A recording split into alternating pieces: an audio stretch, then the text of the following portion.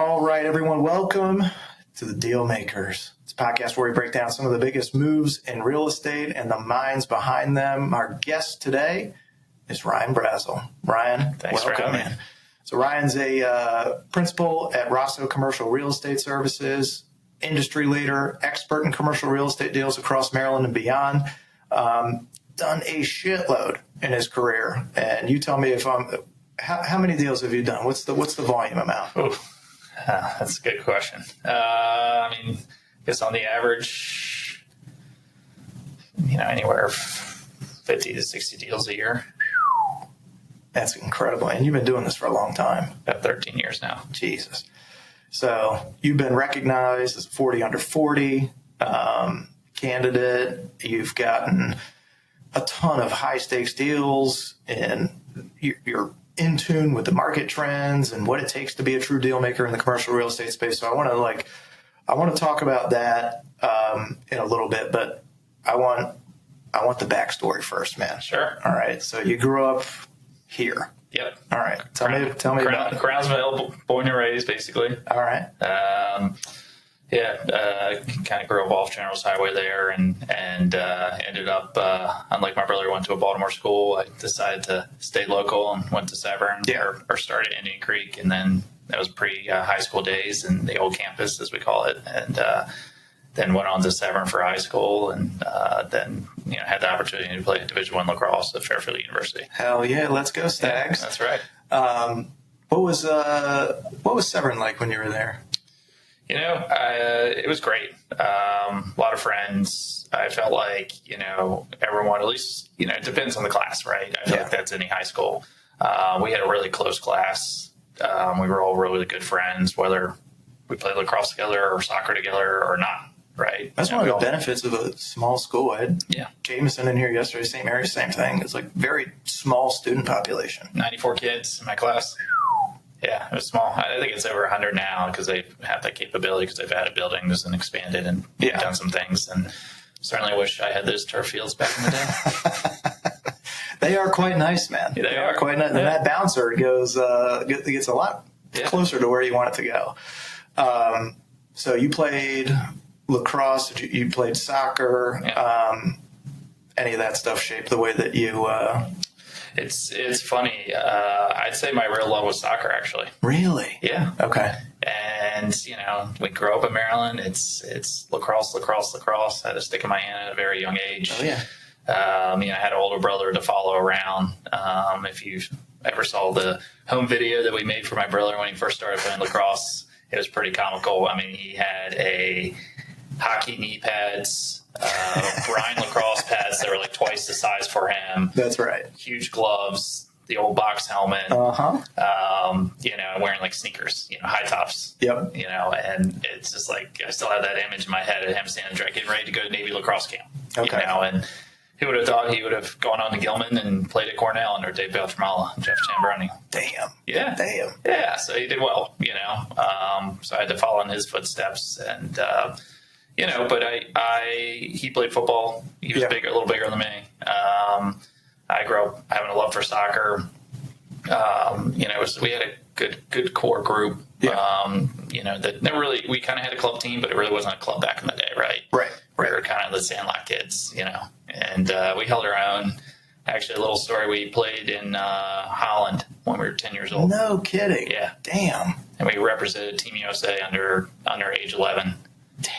And that's crazy. Yeah, it was fun. It was called the Holland Cup. They had a whole opening ceremony. It was like a miniature World Cup for, like, the oldest team was like 16. Oh, geez. And teams across the world. We trained with the Dutch coach for like 2 weeks, and then played in our group setting. So it was us, Albania, Czech Republic at the time, Poland, and England. Wow. And we tied Albania, beat England. English kids were not happy. So they just, like I said, alluded to Sandlot kids. They just lost to a bunch of Sandlot kids. We just lost to a bunch of farmers in pitchforks. That's right. Exactly. But, the Czech Republic and Polish kids, that's what they do every day. It was us, we would go over there and play in the exchange program for lacrosse. We would dominate the Stockport Metros, right? Yes. So, it was reverse. It was an eye-opening experience. They our first string, I mean, we just got dominated, and actually those two played each other in the final. I remember watching the match, and the Czechs beat the Polish like 8-0. Oh my God. I'm not going to tell you what we lost by. but we placed 5th out of 40 teams, and that's pretty stayed damn in good. like a village with a bunch of other teams and traded jerseys with kids. And yeah, I mean, that was back before it was even the cool thing to do. Look at you guys. Yeah, exactly. Ahead of the curve. Jesus. Got the experience of the red light district in Amsterdam at 10 years old. I bet that was awesome. There was a hotel. There was a hotel we stayed at, and all the dads, we just arrived, and all the dads are like, all right, boys, go to the pool. We'll get all the bags. So finally, my dad was talking to a couple of other dads, and they're like, have you seen Ryan? Have you seen Timmy? Have you seen so-and-so? And everyone's like, no. And so finally, one of the dads goes over to the pool, and it was a topless pool.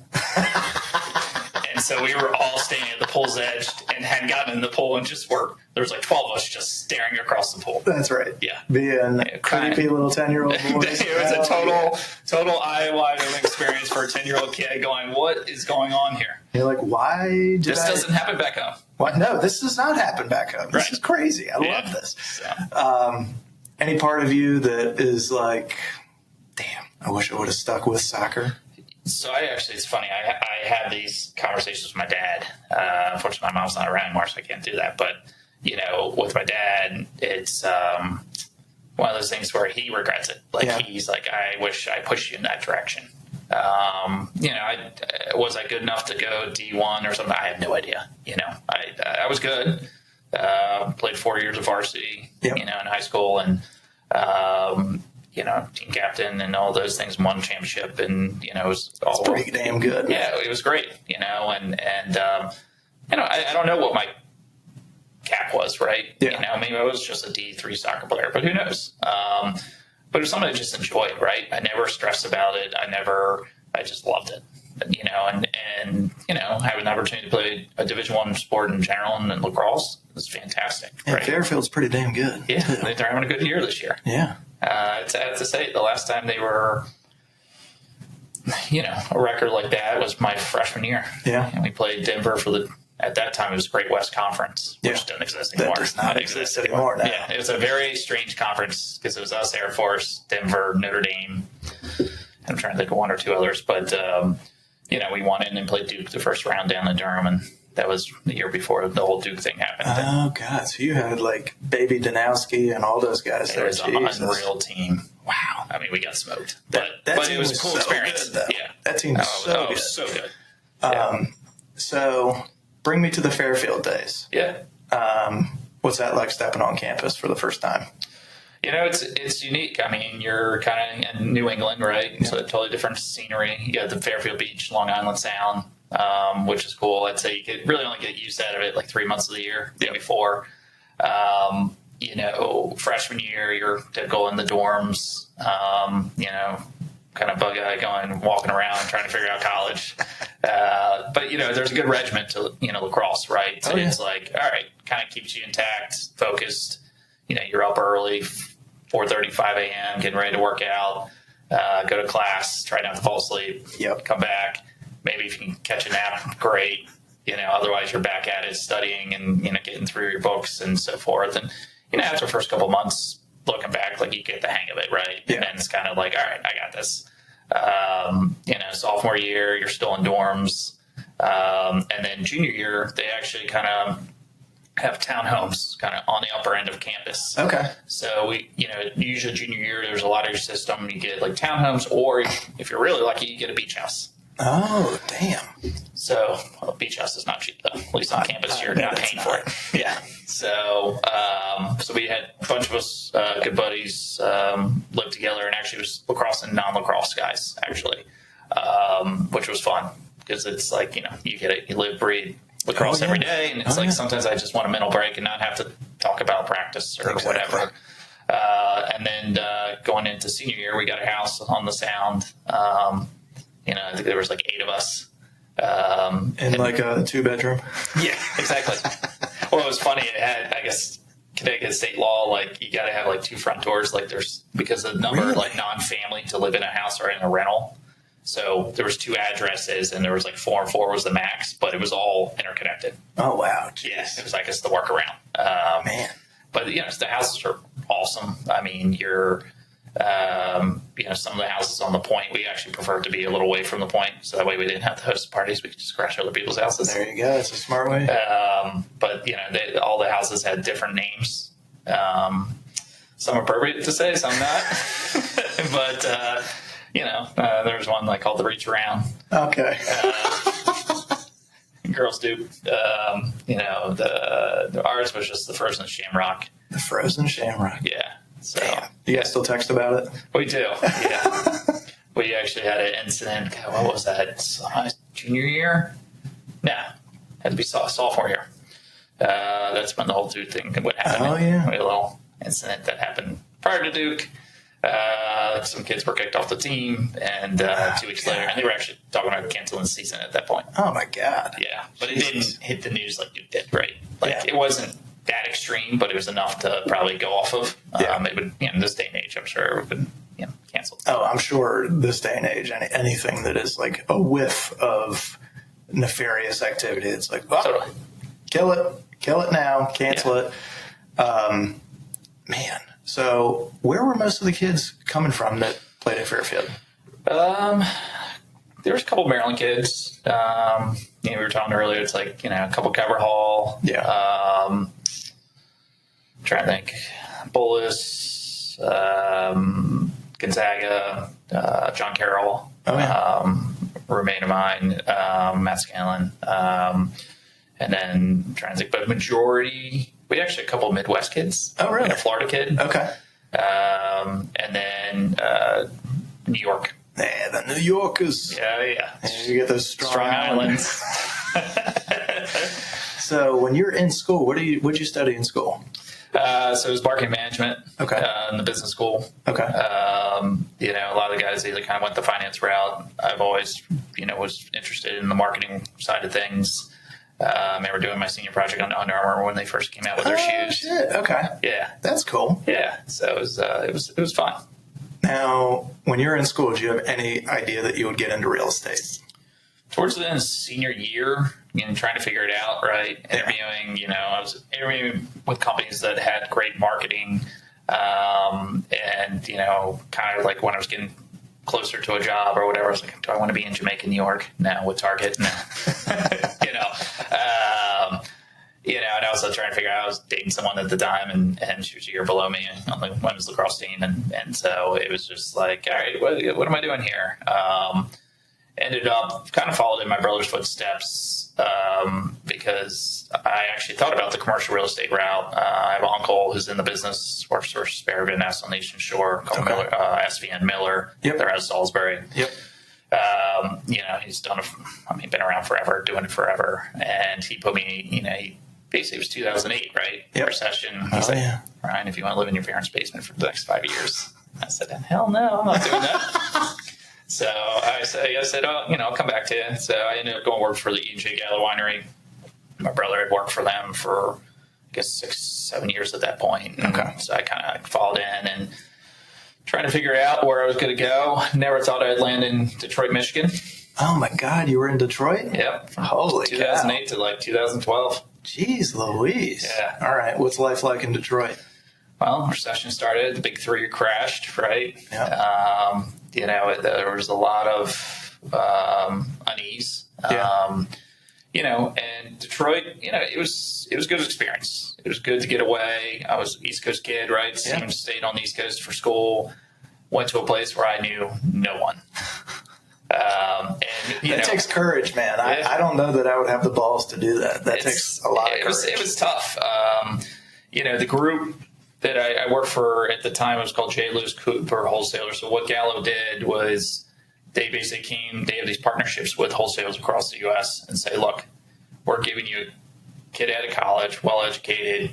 We're going to train them, but so are you, and we'll pay half the salary, you pay the other half, but you're getting like a solid sales rep to start. Yeah.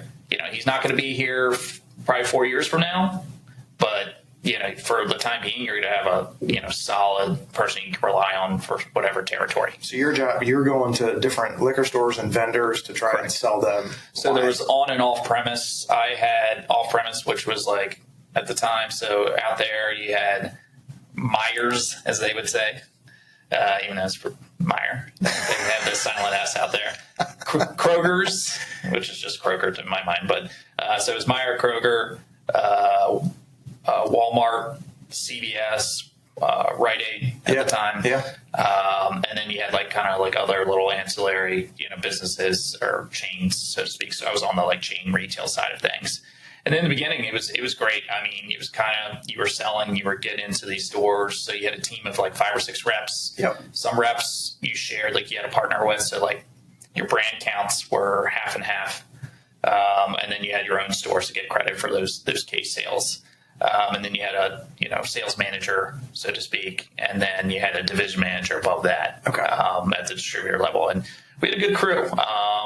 I was literally the only East Coast kid, so it was kind of eye-opening actually.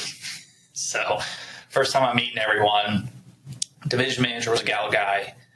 He was from Buffalo, New York, and so he's like, "All right, hey Ryan, let's." I moved to this town called Royal Oak, which used to be just a railroad town. Yeah, and it kind of blew up right before the recession, and pretty cool little town. Probably mile markers. I was on 10 mile, 11 mile versus 8 mile with M&M. Yeah, buddy. And the dividing factor is really 8 miles between the city and call it countryside county, dividing line, and then 75, the main highway to Detroit, kind of bringing you up and down the state, kind of is east and west. Gotcha. So I show up to this Italian restaurant, and I'm wearing very similar shirts I'm wearing now with khaki blue shorts and boat shoes. And they're like, what the fuck is this guy? They're I walk in and they all just stop and stare at me, and they're like, what the fuck are you wearing? I go, hey, Brassel, I don't see any water around here, do you? So fast forward that year, we get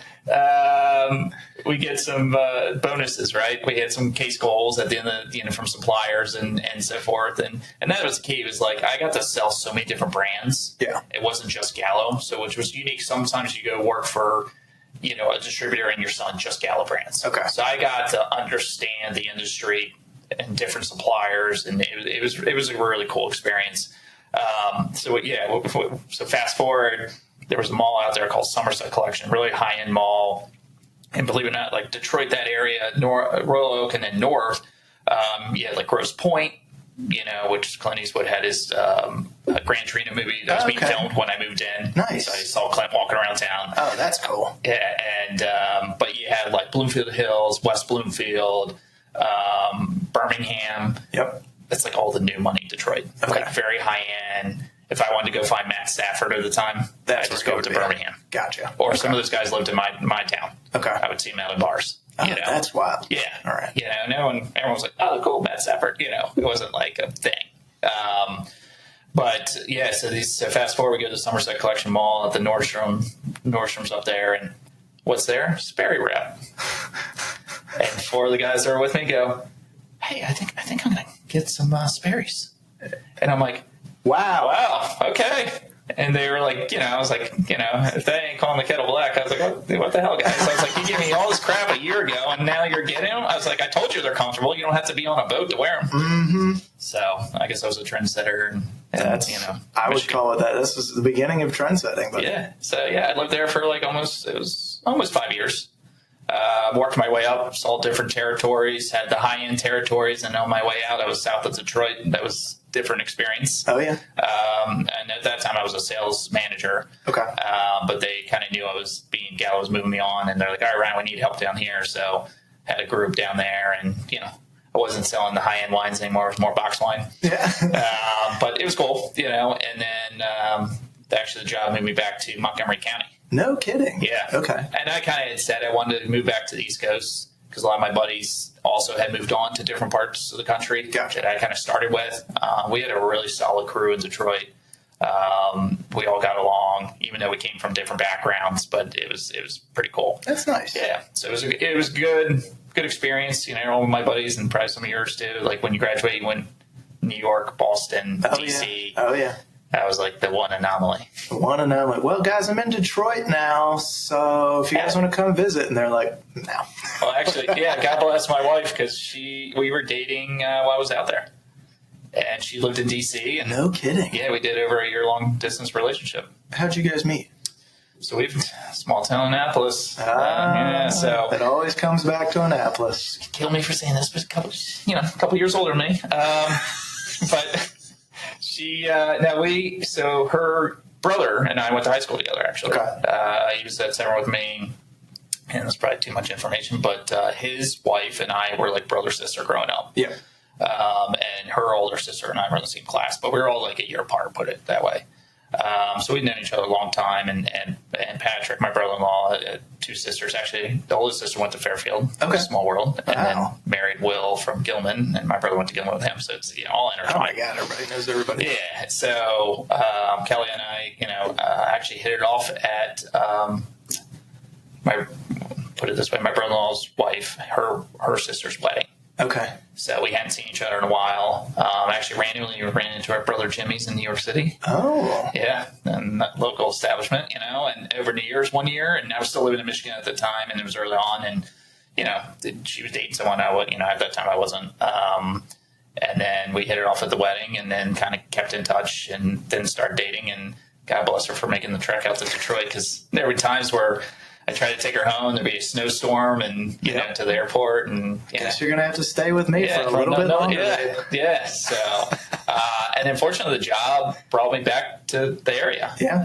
And ironically enough, I was like, "Hey, I found this apartment." And literally, it was like right next door to our apartment behind the Russian embassy off Wisconsin Avenue. No kidding. Yeah. Okay. So I got to live my DC life that I did right after college. Right. Yeah. We had a blast. Lived in a tiny little apartment. She moved in pretty quickly. Changed around the whole. She couldn't resist. That's right. So we lived there for a while, and then kept finding ourselves coming back to Annapolis. Okay. She graduated St. Mary's. Okay. So you mentioned like Jameson. You met with Jameson. Yeah. New Jameson, and all that stuff. So it's all intertwined. So. She teaches there now. My kids go there. Oh, that's cool. Yeah, and my mother-in-law taught there for like 30 years. So. No kidding. Yeah. Damn. Yeah, so it was kind of, hey, this is where the kids are from. I'm like, okay. So you get brought back to DC, and how long before you decided to get out of the wine game? So it was probably another year and a half, 2 years. Okay. And, it just kind of hit me. It was like at a point where I was actually trying to go a different avenue with Gallo and more brand development than sales. Yeah. The job would have taken me to the Carolinas, which I was excited about. I always wanted to go south. Yeah. And it just, short version, just didn't work out. And I just kind of got to a point where I was like, you know what? I'm going to go do what I wanted to do. Picked up the phone, called my uncle, and it was kind of almost about 5.5 years later when I said, I'll talk to you in 5 years. So the market was a little better, not great for commercial, and he started putting me in contacts with people on this side of the bridge, as we would say. And, met with those folks, and then fortuitously ran into John Rosso. Yep. And he was in Murphy Commercial at the time. And, I said, hey, it's been a while since we've reconnected. I was like, I'd love an opportunity to sit down with you and your broker and kind of, hear what you guys are about. I'm looking to get in the business. And fortunately they had, or unfortunately for me, for them, but they just had two guys leave for various reasons. And one went to JLL and the other one just got out of the business. And so they were, open and hiring kind of thing. And met with the team. It was a great fit. And, I thank Dennis Murphy, for giving me the opportunity to get my foot in the door. Certainly it's not an easy business, and kind of take me under his wing and show me the ropes, because, the market wasn't great, and it's not an easy business, right? You kind of got to just dial, as he would say, dial for dollars. And, slowly but surely, year one, you're not making a ton of money, right? And I'm going from full salary, decent salary, to all of a sudden, Kelly was, working at the time, and I was just like, and she was actually working in Virginia, so she was commuting, doing the early mornings. And, it was eye-opening going, oh, our savings are like depleted. This is not good. Yeah, this is okay. So, it was pre-kids though, right? Yep. And I said, I was like, I need to do this, want to do this before we have kids because it'll be even harder to make that transition. So, fast forward, start to improve each year is what you want to see. And, John came to me, and John actually, had been doing it part-time while he was at Maryland, and then went full-time when he graduated, and has done a tremendous job. And, so he had come to me and said, hey, look, I want you to kind of come with me, but I'm going to go hang my own shingle.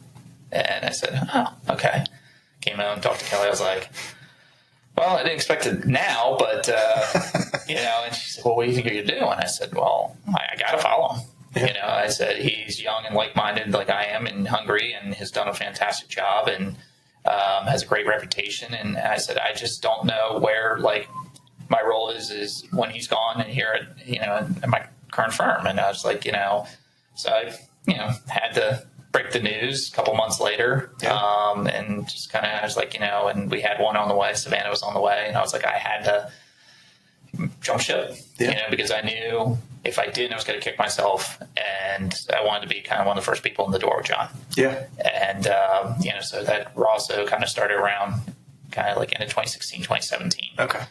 Started in a tiny office. Yeah. Single office to start. And then we moved over to West Street and hired, at that time we had a good friend that kind of remained our broker for the time being.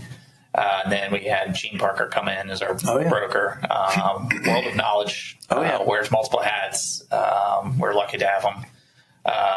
And so he kind of came in and we started expanding and growing and adding Colin and then Ross and then Ryan Brandt. Yep. And then most recently Brooke, our first female of the firm, which is great. We've been searching for the right opportunity and right person, and she's going to be a great fit. So, we have a good core group. Everyone's kind of like-minded, and it's exciting. And, we're now over in West Annapolis, so, which we love, and just ease of access in and out. And some of us live here in Annapolis, some of us live in Smyrna Park, so it's easy to get to for everyone. Yeah. Well, it's impossible to drive around Annapolis and not see a Rosso commercial sign. So you guys are doing damn well. And I've always noticed, particularly in real estate's just an interesting space in general. But for people that ask, usually commercial space is pretty male dominated, residential is pretty female dominated.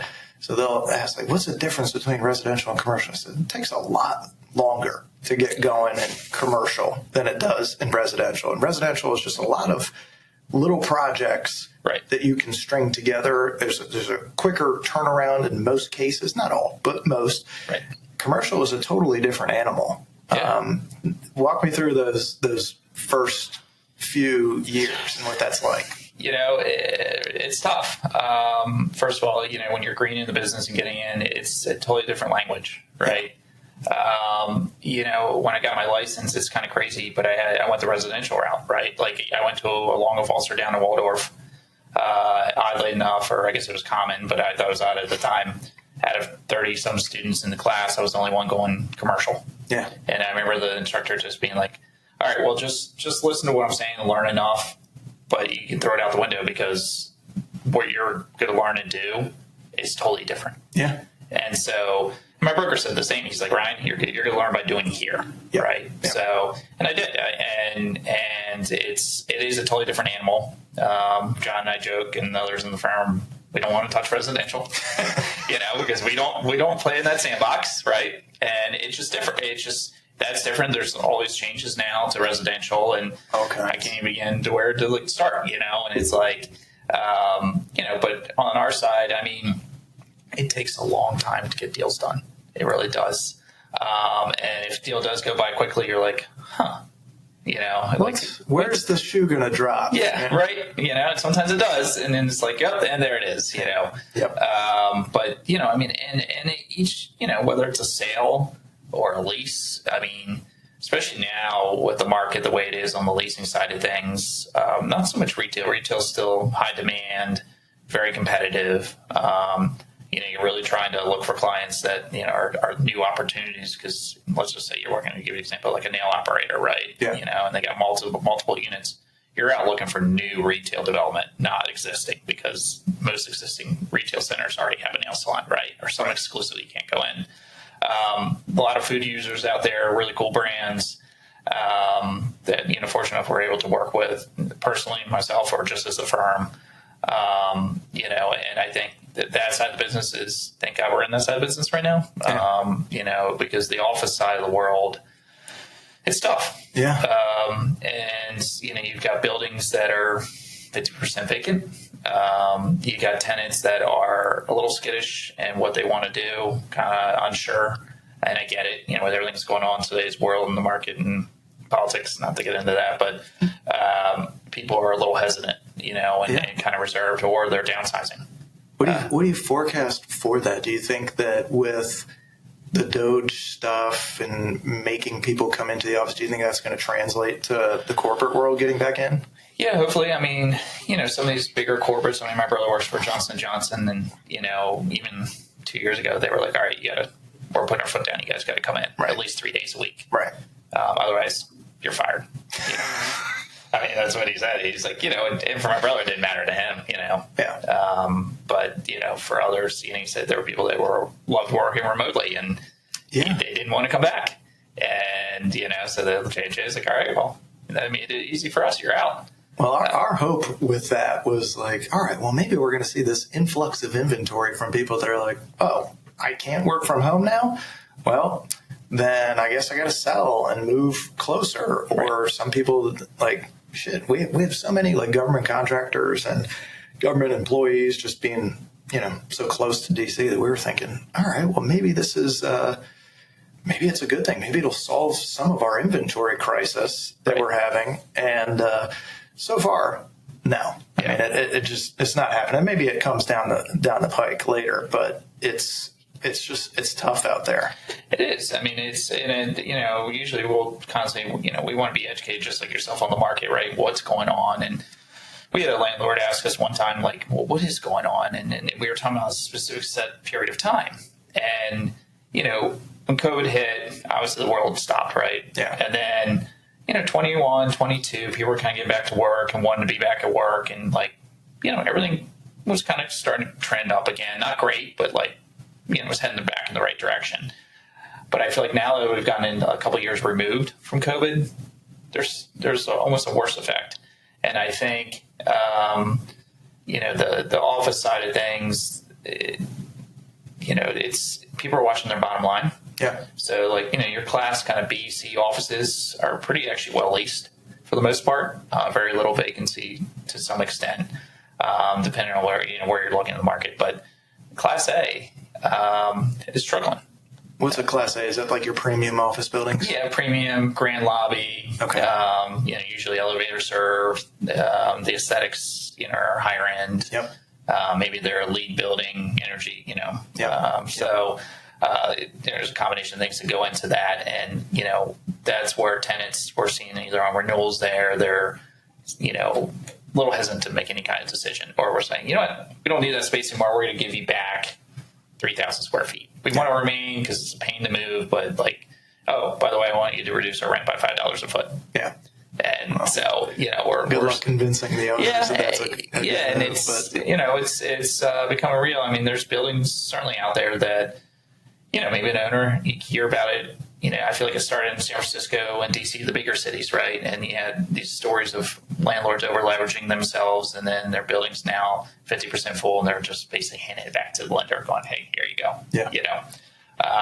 And Annapolis traditionally has always been, or Anne Arundel County, pretty well infiltrated from the outside world, mainly because of the economic driving factors that are around here.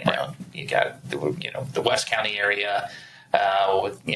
And then kind of the Fort Meade, right? And then you got the BWI corridor, always remains strong. And then you've got the Naval Academy and the state capitol, right? Here in Annapolis. So there's always been a good demand and so forth. But, things are a little rough right now. And, but, we as a firm do a lot more than just obviously office. So retail sales, investment sales, Yeah. so it keeps us in business, put it that way. What's more prevalent, a lease or a sale? It's interesting.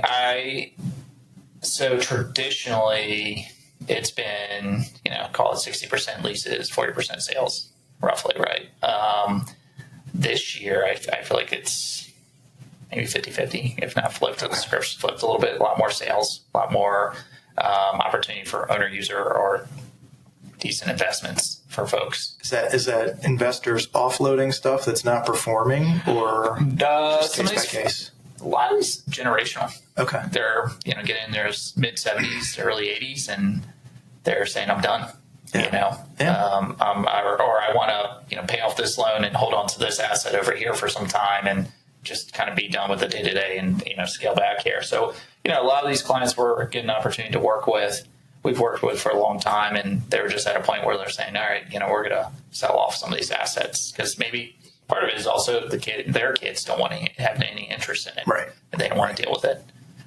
So when you have that, you have some of these folks that are ready to move on and sell. Yeah, I get that. So you've had quite a few big deals. One in particular, the Naval Academy Alumni Association. Yep.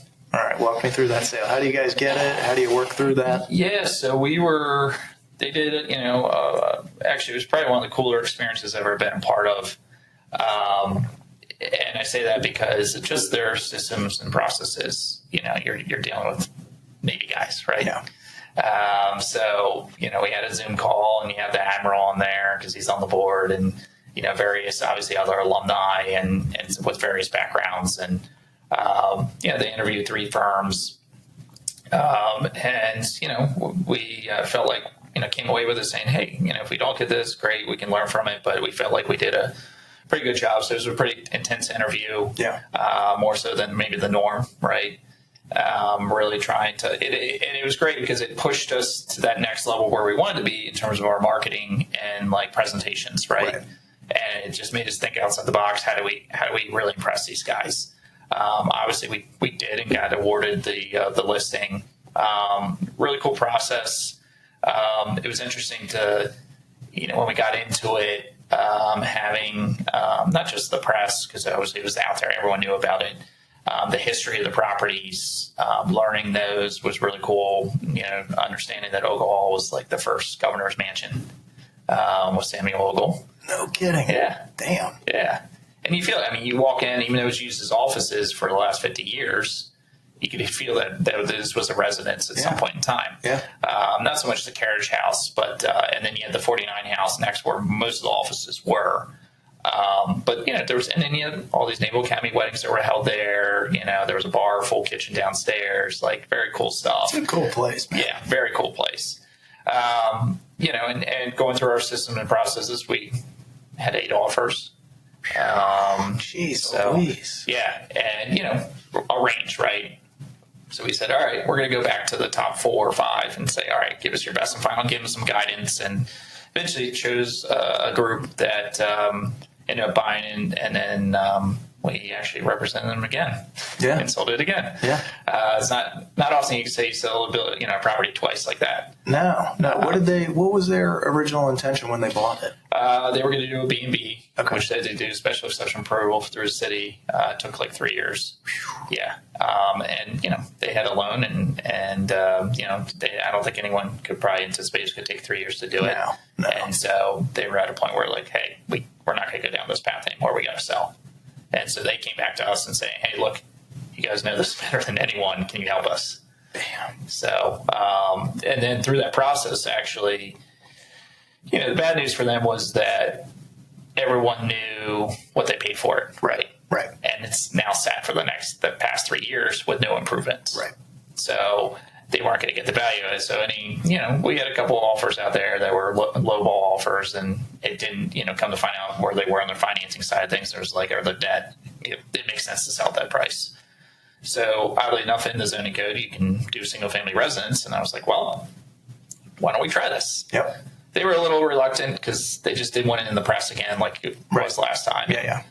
And then about a week later, believe it or not, we got an unsolicited offer for one of the properties to single-family residence conversion. Yeah. Jeez. So I said, guys, this is, not that we do residential. But Told you. Yeah, told you. So they said, okay, fine, let's go. And sure enough, you can imagine the interest level we got, but it was interesting because obviously now we weren't dealing with commercial agents, we were dealing with residential agents. Oh, yeah. God bless you, dude. And that was an experience. Just the way they were acting. Well, I feel like a good, solid commercial agent can have patience and they understand that it's a business transaction and nothing's going to move immediately. Right. Residential is not that. No. Residential, they want answers yesterday. I need, especially in this kind of market where inventory is, 60% or more below what the traditional average is. Totally. They're like, I got to have an answer ASAP, and I want you to take this. And what do you mean we can't do this? What do you mean we can't do that? This is ridiculous. Are you kidding me? And yeah, it's just there's quite a bit of that. There's a lot of that. A lot of the conversation. Well, what do you mean you can't show it?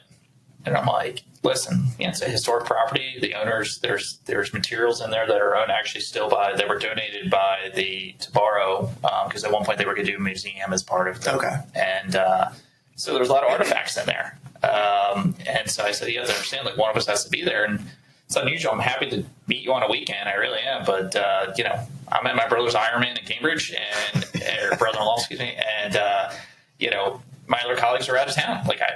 And they couldn't figure it out. They were demanding, I actually had a broker call me one time from one of the offices and say that he demanded that I show him the property. I said, yeah, just let me know when you want to get in there.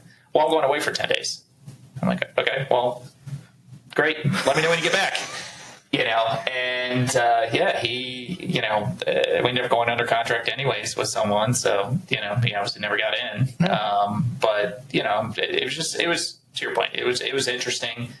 I guess with the change in rules, they were asking now what the fee was immediately. Right. But I was my mindset on the commercial side is on our side, we never really traditionally asked what's the fee. That's never my first question. Well, you guys usually negotiated into the deals on each one. Is that? Yeah, usually there's the listing agent has an agreement with the landlord, right. Or seller. At some point we'll ask, what is the co-broker fee? Right. But usually I want to make sure it's a fit, right? Because I'm not counting my dollars by any means. No, I got to make sure that this is actually going to work first before we. Right, and that's why when I interact sometimes with someone that's not familiar with the commercial process, and to your point, they're like, well, what do you mean? And I'm like, well, the zoning code's X. What is the use? Well, I'm not going to tell you. Well, then I'm not going to meet you, because if it's someone that can't go into the space, then you're wasting your time and my time, right? Exactly. So, it's just, again, the further point, it's always an interesting interaction. And we're always willing and happy to help, but at some point it's just all right, what is your real fiduciary responsibility over there? If you don't know some stuff to at least make you enough dangerous to help your client out. Because sometimes I feel like I'm doing both sides of the deal. Yeah. Yep. Exactly. And that's a tough line to teeter, and we talk about that with our team all the time, where it's your job. Yes, we don't work for free. That is correct. We do have to charge something, and we charge whatever we feel like is commensurate for that region, that area, on whatever the specific deal is.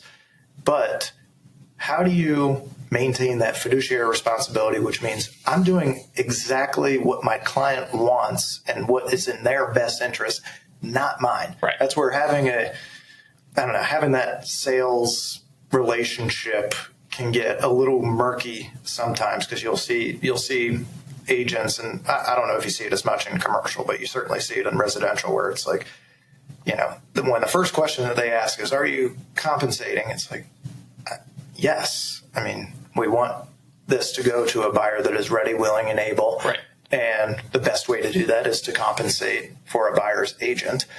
And it's just, usually when that's the first question, it's like, you go to a job interview with somebody and the first question they ask is, well, how much does this pay? It's like, all right, well, are you interested in the job? Right. Or are you just interested in the pay? Right. And, there's a way to do it that is not, not to shoot down my car salesman guys, but, you don't want to have that hanging over. Your job is to represent the client as best as you can. And if you can negotiate a good fee doing that, awesome. But our whole structure now has changed since the settlement in August, where in order to show a property, we have to have a buyer agency agreement written up in place prior to showing that. Most agents are abiding by that. And then that's details in there. This is what I'm paying my agent.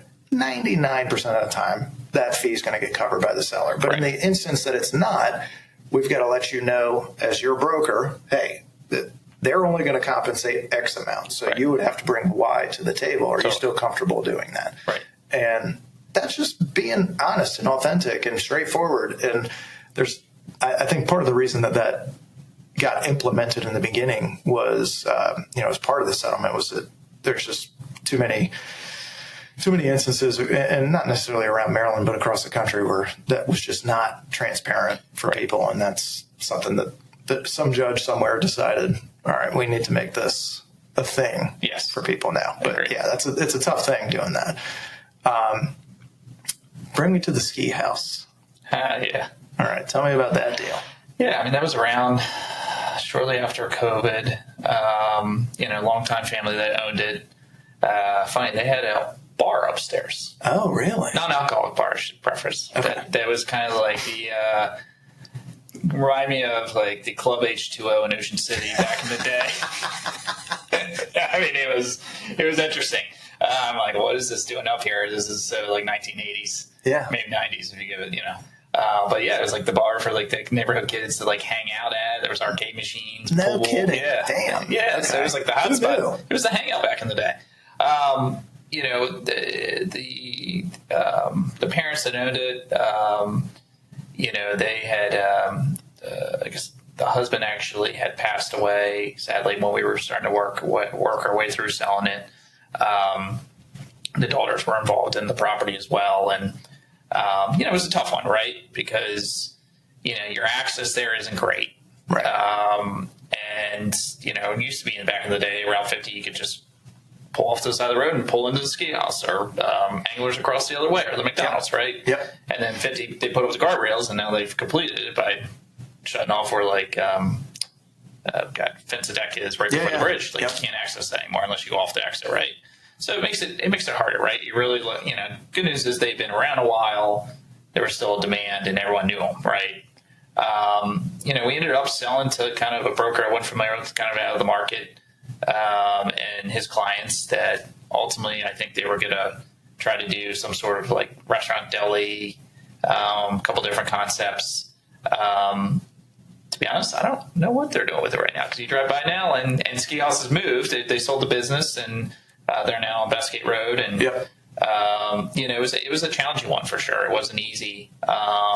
It was great to work on the opportunity, but it was a listing almost like you kind of done everything you can. And it was almost a little bit like a waiting game for the perfect buyer, right? Yeah. And, it had its, extensions and various things during that process, which, you start the process, right? You talk about the longevity of these commercial deals sometimes, and it's like, oh, great, 60-day due diligence, 30-day close. You're building your pipeline. You're like, all right, we're going to close in June, and it's like 45 days into it, you're like, we're not closing in June. Are we sure? We're now closing in September. God. Or maybe sooner if things go, and it ended up being fine. There were like kind of no real issues. It was just COVID effects, right? Like it because appraisers were backed up, or for whatever reason, it was just a slower process at that time. Yeah. So really, the only thing that was through the wrench, it was waiting for the appraisal, and you can't control that. There's so many things that are out of our control as agents on any particular deal. But unfortunately for us, it reflects on you when something doesn't go well. And I tell people all the time, this is, as good as I think I am, and I've sold you on how good I am, this is a chair. And there's 4 legs on this chair. We've got title, we've got financing, we've got me, and we've got the other side. Right. And if one leg on that chair doesn't do something that they're supposed to do, you fall over. Totally. And you just got to dust yourself off, get back up, fix the chair, and now we're good. Yeah. But exactly. It's a tough thing, man. I also have in my notes here, Magathy Beach. Oh, God, I can't talk to Magathy Beach Road. That's it. Magathy Beach Road investment sale. Yeah. I mean, going back to what we were saying earlier about some of these kind of, whether you call it exclusive listing or pocket listing, that was one where, with us, being active in the market, you develop relationships and you kind of know who, like, certain buyers like certain things. And so we went to a group that knew would probably have an interest because we actually had sold, there was a retail pad in front of that. We ended up selling to a dispensary, represented as a cannabis dispensary group. But out of that, you get to know other people that are, like, looking at a sale like that, right?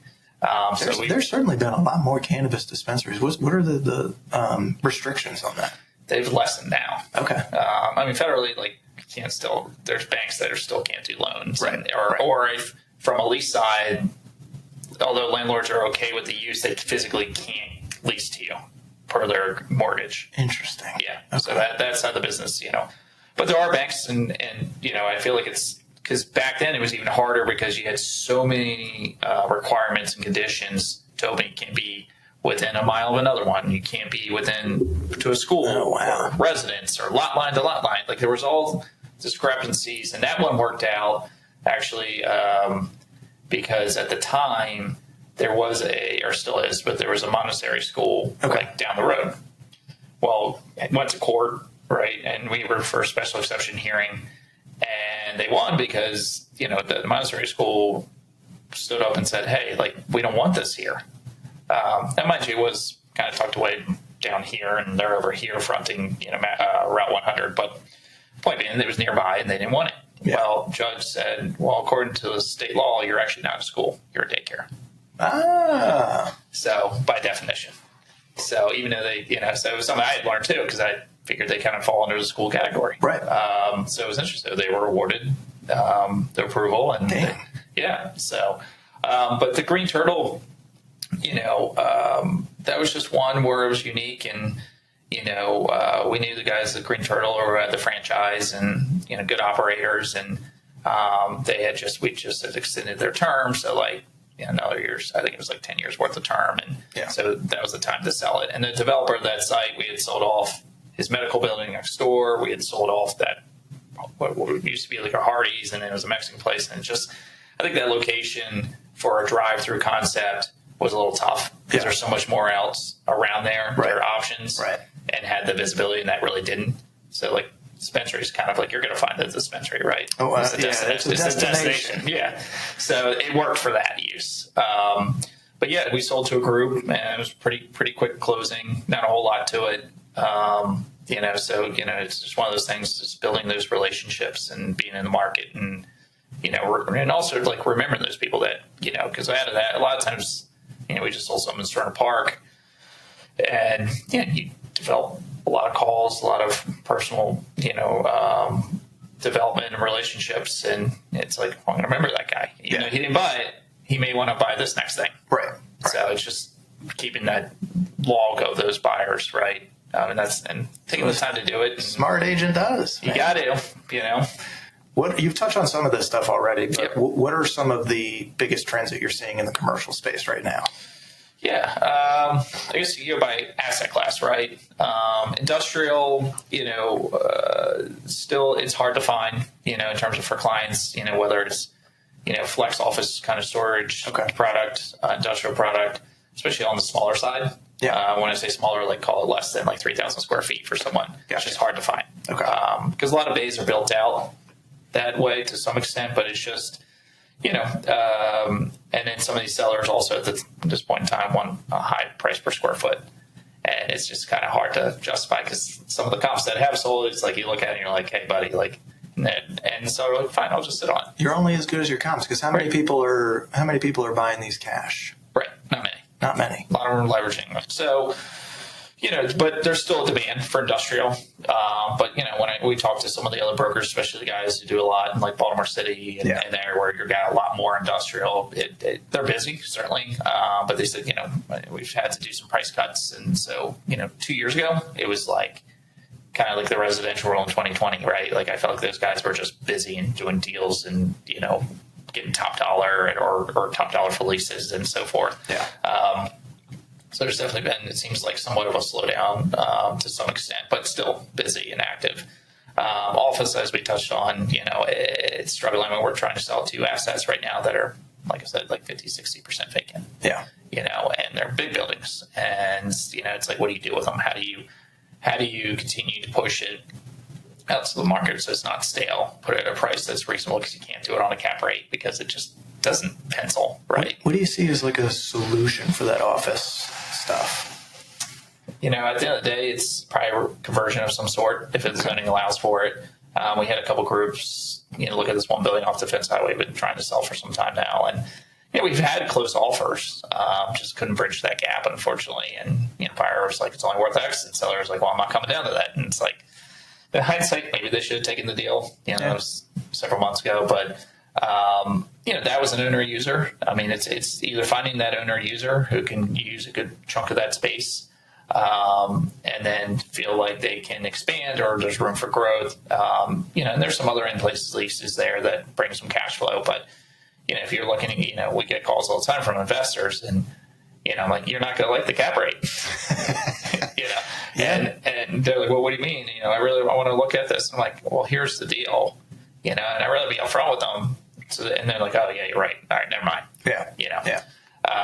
So you have that, the different asset classes of office. Like I said, like kind of BC's, pretty competitive. Not too much vacancy there. There's the more higher end offices that are struggling. But what we saw, pre-COVID, there always seemed to be decent vacancy downtown.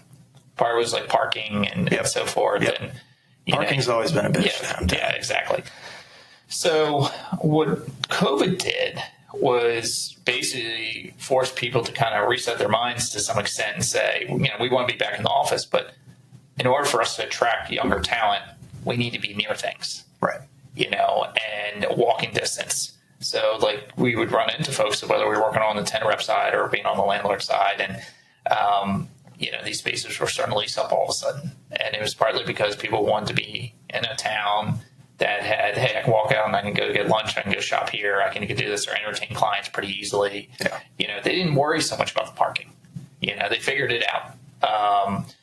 But I will say the buildings that are on the outer edge of the West Street Circle, there's vacancy there, but they're also the higher end office buildings, right? Kind of to further my point. So they got some decent chunk of vacancy. They're nice buildings, but people don't want to pay $35, $36 a foot if they can find something that's a little cheaper. They're willing to go elsewhere, but because there's not a whole lot available office wise downtown, unless you go over to Eastport, there's some really cool, unique opportunities over there and property we're working on right now. But outside that, these groups are now starting to refocus kind of out on the outer corridors of kind of the county side versus city side. Gotcha. Of Annapolis.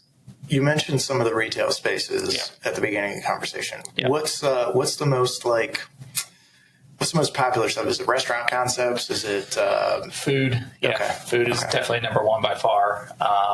You're not sure. There's like the big box concepts and various things that are out there, but a lot of it's food oriented for sure. Okay. And if you look at like majority of the two, take an example, the Beacon Square and Shops at Riva along River Road. Yep.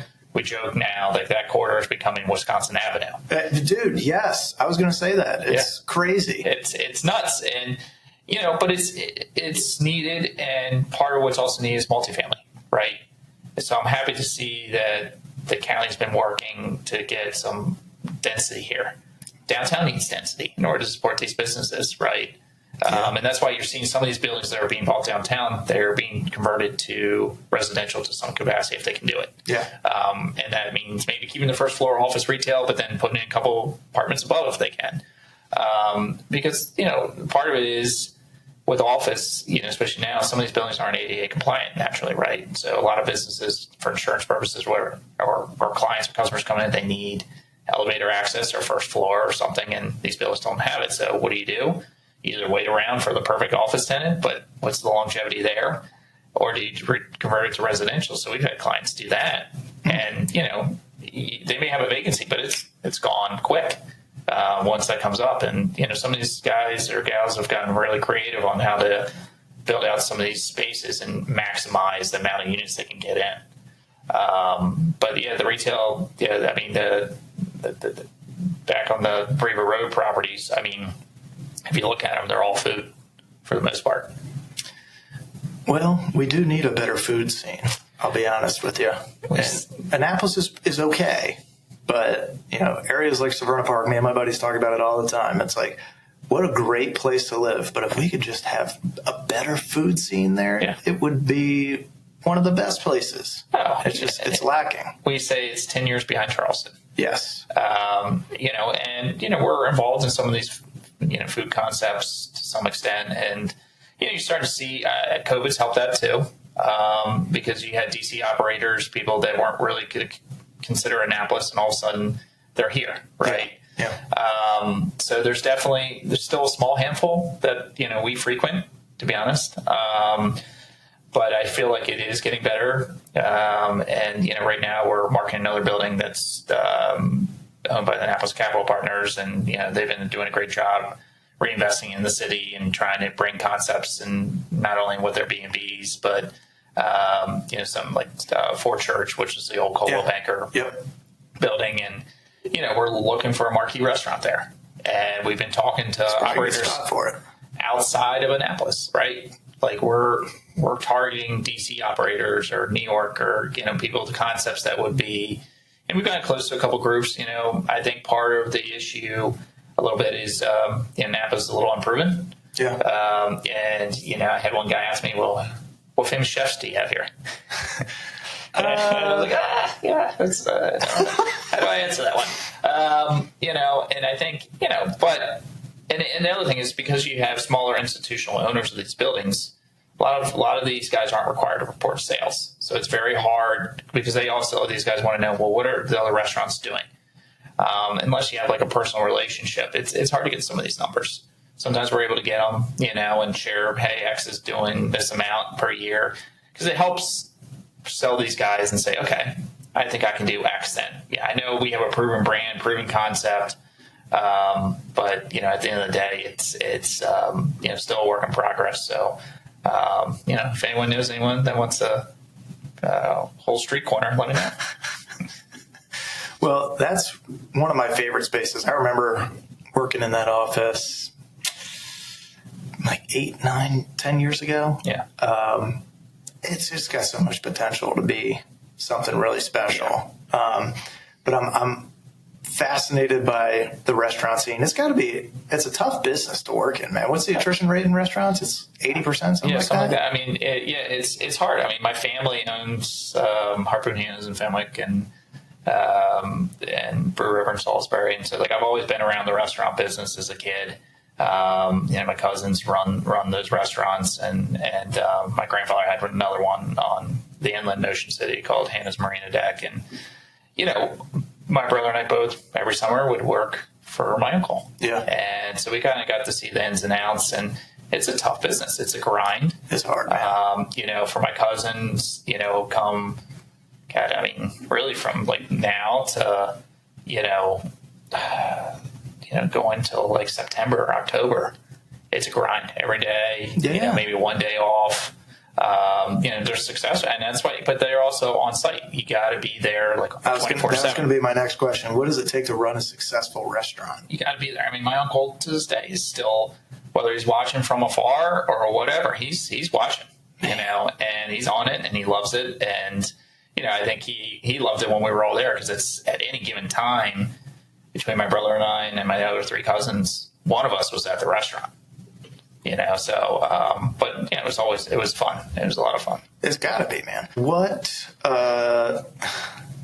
makes a successful deal maker in today's commercial space? Biggest thing is qualifying expectations. Yeah. I so many times when I started a deal, and let's just say I'm on the landlord side and there's a broker and you got the tenant, right, or a buyer, and you've got someone maybe doesn't quite know the market, or for whatever reason is, in my mind, misqualifying things. I just go, this deal's not going to go in the right direction.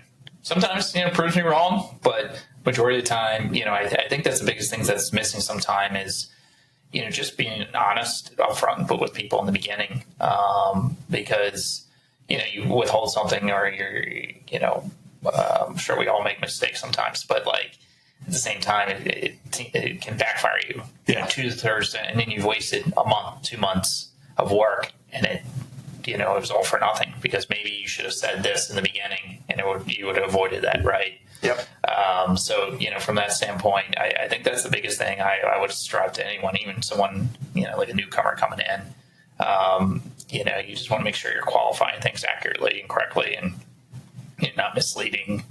Because, like I said, you get in these deals and then it's like, well, this is not going, you're as we say in the office, our spidey senses are going off, and this is just something that's not going to work, probably. That's the right way to do it. I mean, I had Jameson in here yesterday, and he said something very similar. He's like, I'm not smart enough to keep up with lies. So you're better off just being straight up honest. I know my market. I know, I've gotten, a decade plus worth of experience in it. So I know what the expectations should be, and I'm just going to be honest with you on what those are. Yeah. I don't have the time to bullshit you, and you don't want that as a client or a customer anyways. Right.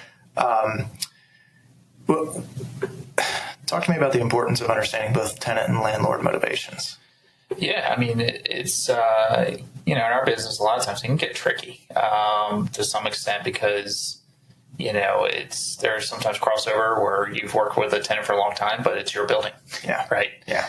So there's a trust factor there. And you gotta, people have to be comfortable on both sides. Otherwise you kind of peel yourself off and say, look, my fiduciary is over here, and that's why a lot of times we have 2 or 3 guys or gals, on a listing side of things. It's a nice thing to have the team support. Yeah, because that way you can peel off but that's, again, going back to qualifying it to both parties. And, the landlord side and the tenant side, I mean, they want 2 different things. And, it's great doing those deals all the time because no one landlord's the same, right? Right. So everyone, you kind of, especially when you get a new listing that maybe has never used a broker, or, it takes a month or so to kind of understand their quirks and like what their wants and needs are. And so then you can, by learning from them, then you're able to go to a tenant that's looking at the space and help sell them on the property, but also like qualify things, because if they're looking for, gold plates and napkins and, so forth, I'm like, this is not the place for you. Nope, we're not doing that here. Yeah, and you want to pay half the rent? Nah, sorry, that's not going to work. And in tenants on some businesses are very savvy. They get it. Others are newer and never done commercial because, like I said, commercial is a different animal, right? Yeah. A lot of people try to associate it with residential. I bought that. And I'm like, no, not the same. Yep. Here are your expenses. This is what you can expect. Because there's so many different ways to structure a lease structure, whether it's full service, modified gross, triple net lease. What's the most common? Is it a triple net? For retail, yeah. Okay. And then there's different because your tenant's responsibility for like HVAC, right? Yep. You're paying for water, sewer. Whereas like you go into an office building, everything's typically baked into your base rent, and then you have your annual escalations. However, there's what's called like what we call base year. So let's just say you move into an office building like this, right? Base year will be 2025. Landlord has a set budget for the OpEx and real estate taxes. They go over budget by next year by $1,000. Yeah. You're, call it, 2% of the building is $20, right? That's your bill, to make it simple math here.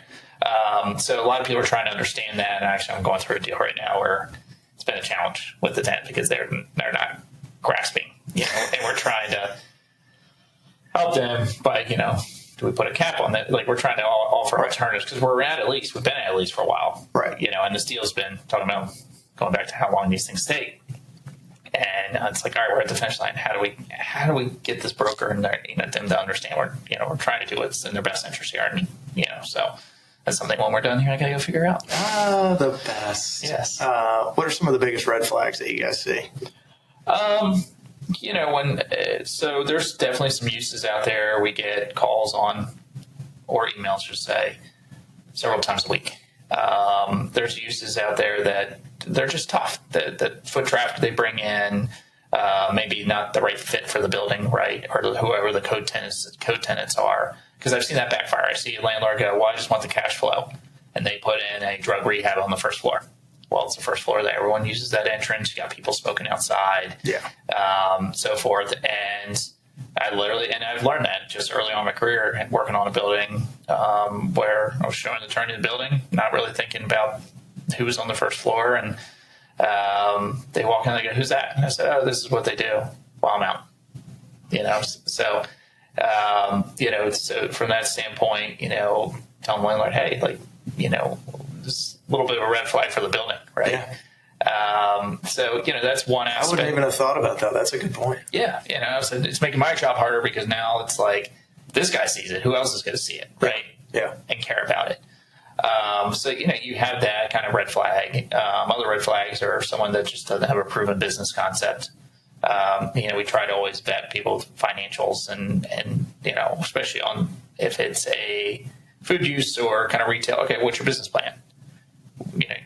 You got to fill out this application. Some landlords require a background credit check. Okay. That's more on the retail side. We typically see occasionally I'll get on the office side. Office side is more like almost business where it's like, all right, let me see your tax returns. Because most of the time for offices, most of those guys have been around several years. Yeah. So it's intensive from that standpoint. But, it's just vetting them out, meeting the people. That's one thing at least personally, I want to meet the people. Yeah. I've done deals where I've represented a tenant, never met the broker. And so to me, it's kind of like, it's just interesting. Yeah. Because if I'm leasing the space to someone, I kind of want to know who's coming in. Yeah. And I get it on some deals where you've got more of a national company, right? National landlord that's got a guy sitting in Philly that has X amount of malls. Like I did a deal for Crumble Cookies. Oh, yeah. And out in Hagerstown. And a franchise, this was our second deal with him. And, it was one that like, hey, Ryan, I want to go to Hagerstown Valley Mall. Great. Double the guy out of Philadelphia. We dealt with each other over the phone, never met in person. But that one's a little different. But, when you got a broker to someone local to some extent, but you never meet them and they don't show up, it's like, wow, I read something about Crumble, I think last week, where the guy that started it, I don't know if I read it somewhere. I can't remember where. Not important. But they're talking about the opening concept of it, and it's a guy that was like, yeah, I think I want to do like cookie business. And his friends were like, oh, do you like cookies? He's like, no, not in particular. I just see a gap in it, and I think I can. Yeah, I think it was out of Utah they started, if I remember correctly. Great brand, great concept. Oh yeah. My wife and kids love going to Crumble. Oh my God, we've done Crumble a few times. They are filling freaking cookies, man. Oh yeah, they're humongous, beautiful, taste great.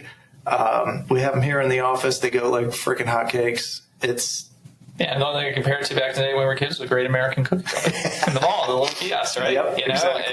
And back then we thought that was the best thing ever, but no, this is a whole different level. Whole different level, man. Yeah. Well, let's get into some philanthropy because you got a couple of associations that you're a part of. Probably got like 10 more minutes. Yeah. All right, let's do rapid fire. All right.